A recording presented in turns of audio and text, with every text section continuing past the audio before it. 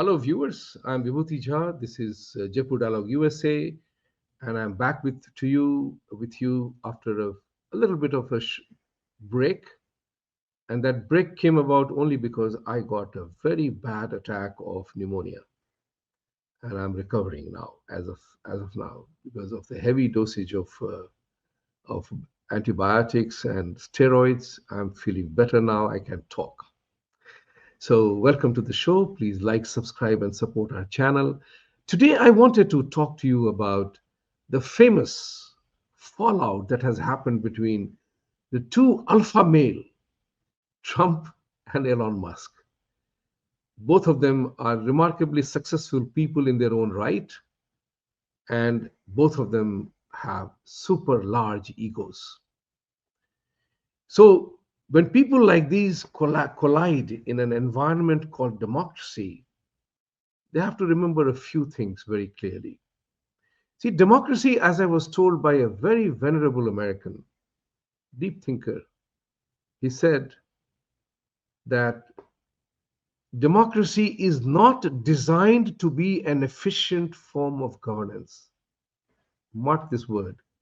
Democracy is not designed to be an efficient form of governance or outcomes or results. Democracy came about only because of the tyranny of dictatorships, of monarchy, on every other kind of government that did not take people's will into account.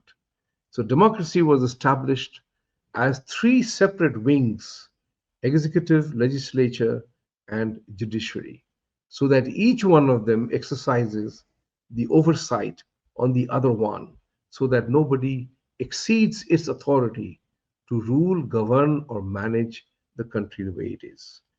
Obviously, it is not a multinational corporation like Tesla or Trump Inc.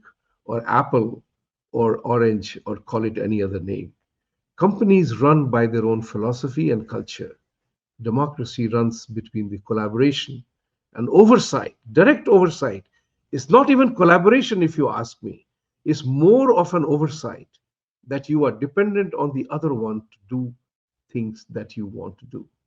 So everybody, president has a demand, has a desire to do something. The Congress has to enact the legislature, and then people will question in the court of law whether that is as per law or not. So you are looking at America and democracies to understand that it was never designed to be an efficient form of government. In democracy, decision making is slow, is meant to be slow, is meant to be deliberate, is meant to be established after discussions, dialogue, and debates. But what did Trump become the president? He is not a typical politician. He wanted to solve problems. So look at America from this point of view. Ever since 1991 that I came to this country, I have been hearing about three or four phrases. One is fixing Washington. I'm hearing since 91. Bill Clinton, Senior George Bush debate.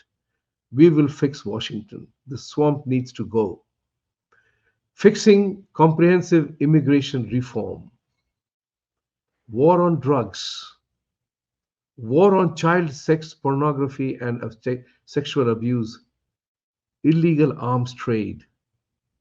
These wars have not been won.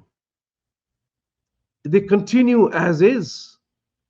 So when Trump came in, who was the user of the swamp, who took advantage of the entire process that America offered to its businessmen, he knew where the problem lay. And his intention to come in the campaign was because US was getting financially very obese. There were significant abuses of the rule of law by way of lobbies, creating problematic healthcare scenario. So we are trying to fix all the problems, but we don't fix the problem. Trump came to fix that. When he came to fix that, remember one thing: what happens when you have an established system? There are many people who want to change the system so long as it doesn't affect me. See, we do a significant work in the field of transformation and change. The one thing which I have found common, which we found common, everybody wants others to change, but not themselves. And everybody is willing to change provided it doesn't affect me. People are selfish at the end of the day. So, when Trump came to fix the problems, he began to upset the apple carts, the vested interests, the entrenched interests who were benefiting from a system that was established. So, when you begin to push and shove and try to bring about a change, you upset people. And one thing that is very clear, that in any kind of a democracy, government control, there is significant waste. And you will be horrified. You just Google the port projects in American Congress, and you will get the list of it. It will shock you. It will shock you. I'm not going to say anything because that's where the politicians do some things for their constituents. It's a very interesting, the Hindi word is a mili bhagat. You scratch my back, I scratch yours.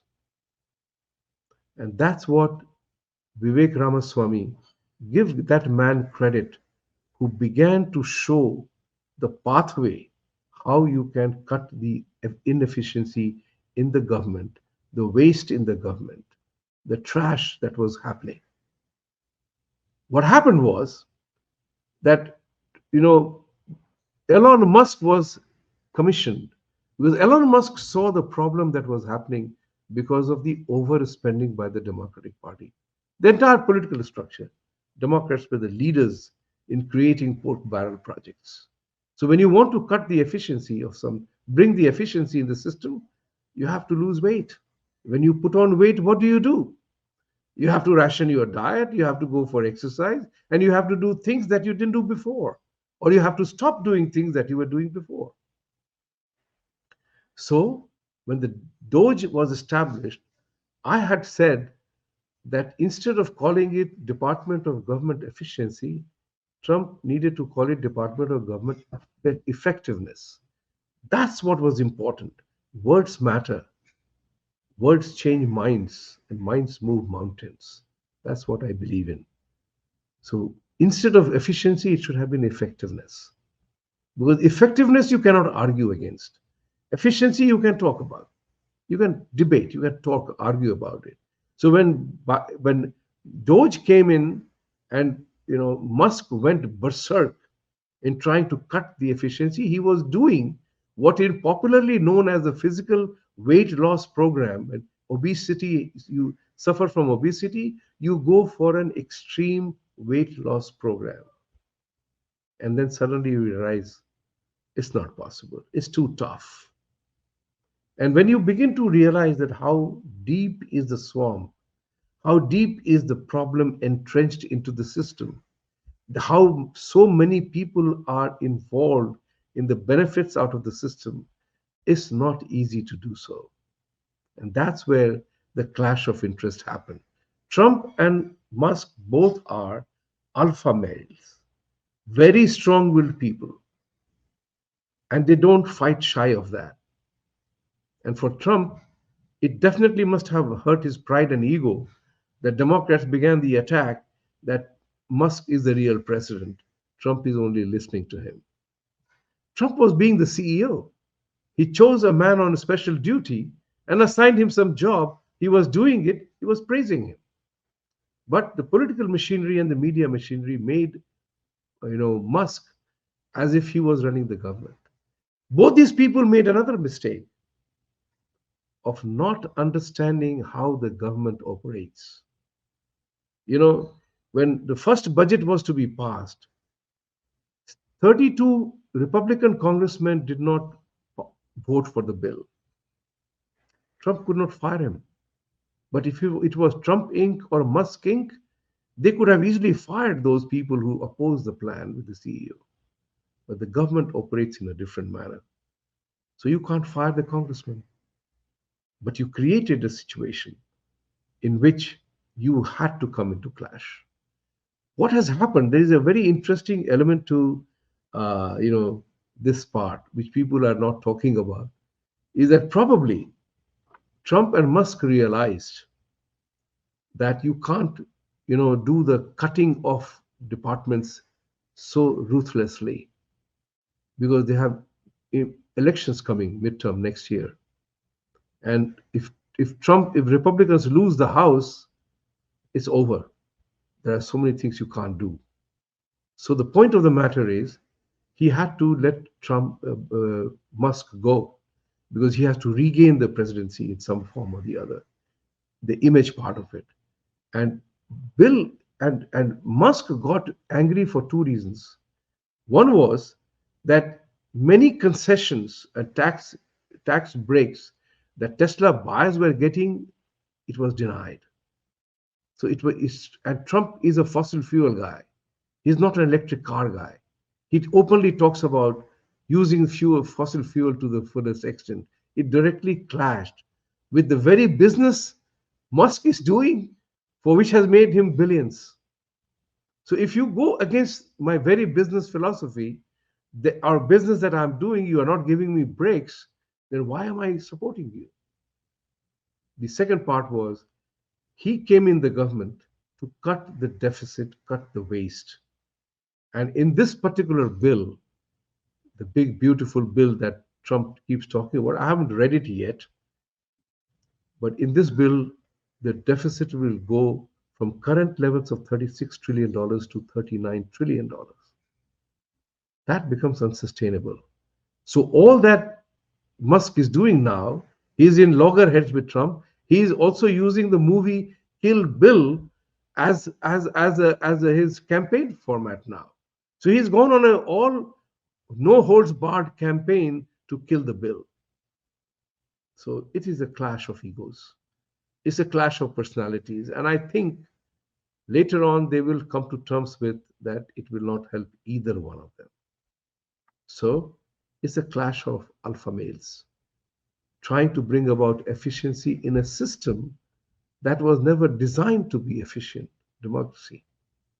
So you can't run a Ford Festiva or Toyota Camry in a race car. It's not designed to do that. That's why there's such a serious clash between the two of them. And I think both are smart enough. They're both taking break with each other. There was a 130-day requirement of special assignments that was over. It could have happened in some different way, but it didn't. But that's what it is.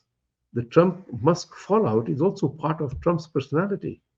When the transaction is over, deal is done. I don't need you. That's the way Trump operates. He's a classic CEO. Sorry for the throat. I'm suffering from pneumonia. So I will stop now. This is a topic that personality characteristics is very important. So, ladies and gentlemen, thank you very much for watching. This is not a very serious thing, but Musk going all out against the bill jeopardizes the bill itself now. Let's see how it shapes up.